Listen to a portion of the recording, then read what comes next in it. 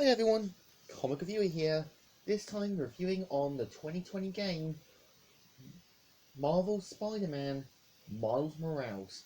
Now, as you know, Marvel Spider-Man Miles Morales is a 2020 action-adventure game that was developed by Insomniac Games and published by Sony, that was released for the PS4 and the PS2.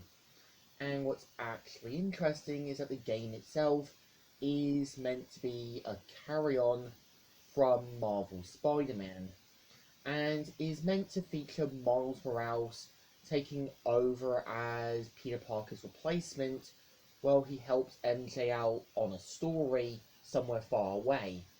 So of course, as Spider-Man, you as the player as Miles basically have newer abilities like camouflage to hide yourself from enemies, and also venom attacks to sort of paralyze and neutralize threats, which I think works and gives you a different advantage. So of course in the game you have to kind of deal with the Roxxon Energy Corporation that is run by Simon Krieger, and of course have to deal with the Tinkerer and her underground army. Now, I would say the Tinkerer is meant to be this villain who believes she's in the right, and she is, but her methods are meant to be more extreme.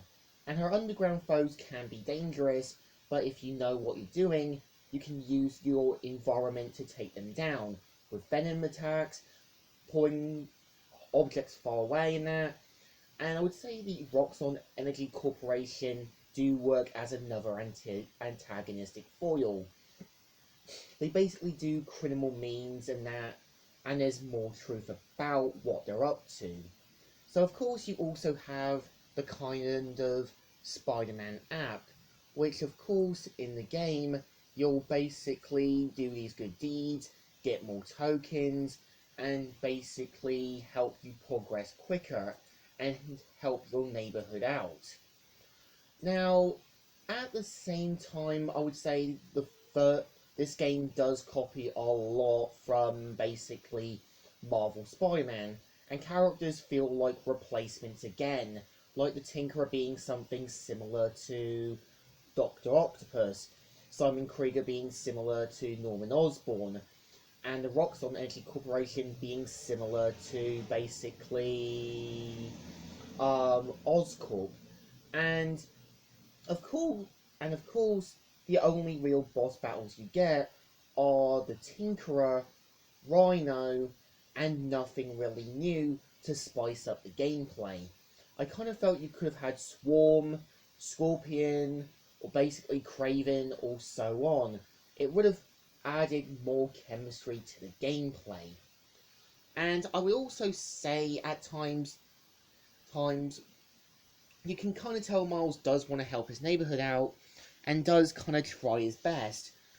I think the I think the best moments that made me cry was near the end, where you kind of got Miles' friend were willing to sacrifice herself and being unable to face people with what she's done.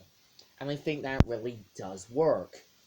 And at the same time, I think having Peter at the start and the end is like a message that the person who basically mentored you is now there to kind of work side by side with you, which I think does work. And at the same time, I do kind of think instead of using the Tinkerer as a replacement for Otto, they could have had Conrad Marcus, who was Venom in the Ultimate Spider-Man comics, could have been a kind of like unknown killer, which could have had Miles kind of finding out more about what's going on. But at the same time, I think they do also capture the environment well, where you kind of see Miles' apartment, see basically his neighborhood, get to sort of explore the Harlems during Christmas, which I think really captures the environment. But I think to me, Miles Morales is a hit and miss, but it's still enjoyable. True, it copies a lot from the first game, but it still leaves you enjoying the gameplay. So I think it deserves a thumbs up. Still good, and still alright. So, Comic Reviewer here, signing out.